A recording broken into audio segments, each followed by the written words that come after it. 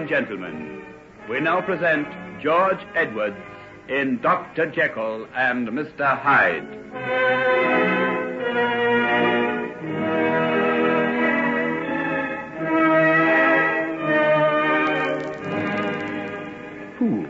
Who is this Edward Hyde? I couldn't say, sir. Yet he comes here? Off and on, sir. Sometimes we don't see him for weeks. Then he might be here almost every day, but please say nothing about it to Dr. Jekyll, sir. He'd be very angry with me for discussing it. Have no fear, Poole. You can absolutely rely on me. Who's there? 'Tis I, Utterson, and Poole. What do you want? There's a message for you, Henry. A little boy you attended this afternoon has suddenly become very ill. The nurse suspects hemorrhage. Oh, very well then. I'll be down in a minute. Would you like me to come in? No. Why, what do you mean? Nothing. It's just that I thought I heard you cry out a few minutes ago. No, I'm perfectly all right. Go back to the house. I'll be over in a little while. Very well, Henry. We'd best be getting back, sir. No point in standing here. No. Come along. Mr. Utterson, you won't mention anything of what I told you about Mr. Hyde, sir, will you? It's just that you, being such an old friend of the family, sir... I quite understand, Poole, and I appreciate your confidence. I think Dr. Jekyll's too much by himself, sir, if you ask me. Since his mother died, there's been practically nobody here but the servants and himself. It's too lonely. A man gets morbid or takes up with bad company, sir. That depends very greatly on the man, don't you think? Dr. Jekyll's never been the same as other young men, sir. Even as a boy, he was given to reading and sitting by himself. Too clever, if you ask me, sir. Well, we'll have to see what we can do about it, Poole. Well, there you are, Daddy. Did you find him? Yes, my dear, we did. He'll be in just a moment. Nurse Peters has gone back to the little boy. She thought she might be able to do something while we were looking for Henry.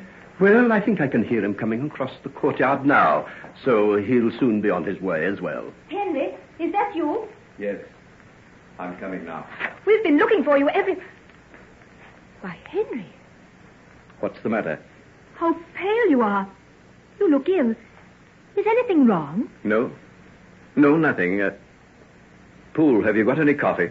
Yes, sir. If you'll wait a minute, sir, I'll bring it up. See that it's hot. I won't have any milk. What about you, Margaret? And you, Mr. Utterson, would you care for some? No, we'll get along. You'll have to hurry away, and we'll only delay you. Are you ready, Margaret? Yes, Daddy, I'm coming.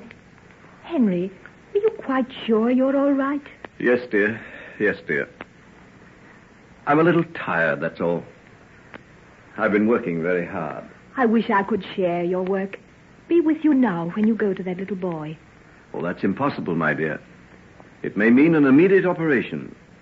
I'll have to get him into a hospital. I'll probably be up all night. If I could only be here when you get back. If only you could. When, Henry? When? Margaret, are you ready? Go to your father, Margaret, my dear. He'll give you the answer to that question.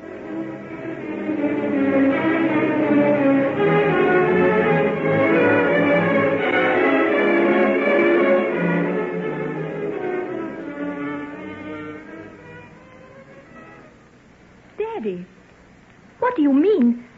You can't have anything real against Henry. No, my dear, I haven't. I'm 21 now. You asked me to wait till I was before I finally made up my mind. And you were a good daughter and granted an old man's request. I'd do anything for you, Daddy. Anything but give up Henry.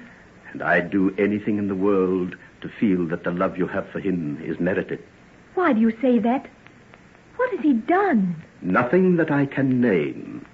It's just an instinct. Something that warns me to be wary. Oh, how can I be expected to listen to things like that? You don't know him like I do. If you could see his face as he bends over those sick people, talks to the children... I know. Henry is a very complex character, has possibly more goodness and nobility in him than the rest of us. And you think there's something bad as well? There's something I can't name. I know. I've felt it too. There's a strangeness about him. But that doesn't make me love him any less. And I do love him, Father. There'll never be anybody else for me. Ever. Very well, my dear. If that's the case, I'll say no more. And you'll let us be married? You're of age now. You can marry when and whom you please. Ah, yes, but I want your consent. You know how much I love you, too, Daddy. You've been so wonderful to me, dear. Since the day your mother died, there's been one thing only in my life. Your happiness. And it'll be safe with Henry. I know it will. And he needs me. If I were to desert him, that thing we both of us feel might destroy him, you know.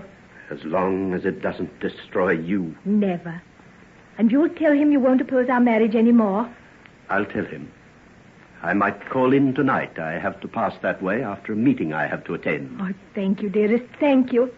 You'll never be sorry, I'm sure.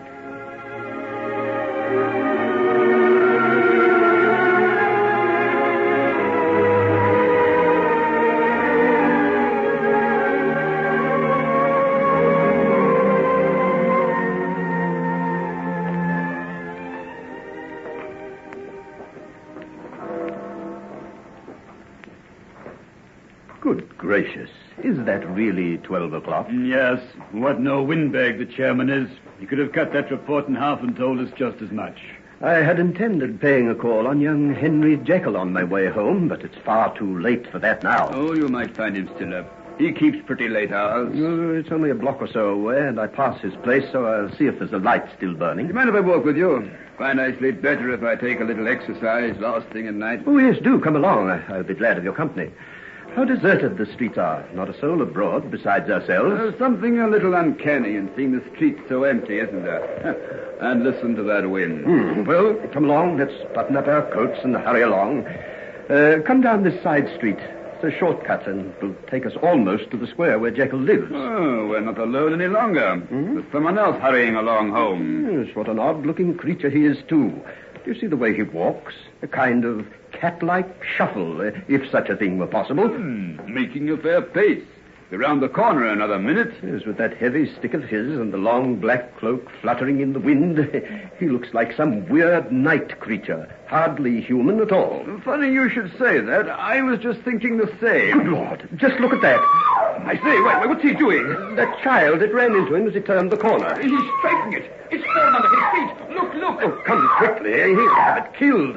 Hi there. What are you doing? Stop that. Stop. He's taken to his heels. Winter, can you catch him? I'll try. You'll take care of the child. Yes. Oh, there. Now. No, don't be frightened. Oh, he won't hurt you anymore. Tell me, what happened? He knocked me down. He beat me with his stick. But why? Did you bump into him? I was running out, and I didn't see him. And where had you been at this time of night? My father's sick, and I was there to get the doctor. Oh, come, you poor little thing. See, let me wipe the mud off your face and hands. I don't exactly know. My friend and I were walking along the street, and this little girl bumped into a man who was hurrying on ahead of us. He lost his temper and beat her with the stick. I was looking out the window. It was horrible. The most horrible thing I ever seen. Oh, it's a pitiful thing. My friend took after him. He may catch him. Look at the poor little thing. I'm dead with fright. Here's also let that children answer, Tom and all. If all he's very sick, she has to go for the doctor. Where he comes now? The doctor. Let's have a look at her and see if she's badly hurt. Look at that poor little mouth. He drove her teeth out through her lips. I'd like to string up the lamppost, I would. What is the matter here? Been an accident? This child has been injured, Doctor, but I don't know how badly. Oh, let me have a look at her. Now stand back, everybody. Stand back. I can't do anything unless you give me room. Come now. What happened to you? Did something knock you down? Yes, sir. A man. A man? Fiend, more like. He knocked her down and trampled her underfoot with his boots. Oh, dear. But why? What had she done? Bumped into him. She ran along the street. Oh, where is this man now? Here he comes now. The other man's coursing. Oh, my word. So he has. Well done, Winter. Did you have any trouble? No. Not at all. He came along without a protest. Let's have a look at him. Bring him into the light. Come on. Now, little one, don't be afraid. He won't hurt you again. Hold up your face, you cur. Let me have a look at you, if you're not too ashamed. I should be delighted to reveal my face. If the ladies and gentlemen present are not afraid to look. Mercy on us. Did you ever see such a face? And now, might I ask, what it is you require of me? You might ask indeed. I saw you attack this child. You'll pay for it to the last penny. Yes, and more than that. Let's give him a tight-to-be-done medicine. What about that stick he's carrying? Yes. You can't do this. He did it to the child. But there are better ways to punish him than that. We'll hand him over to the law. We'll make his name reek from one end of London to the other.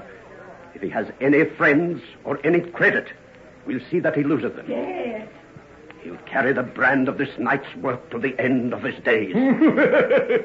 Your eloquence does your legal training credit, Mr. Utterson. What? You know me? Who in heaven's name are you? You may have heard of me. My name is Edward Hyde.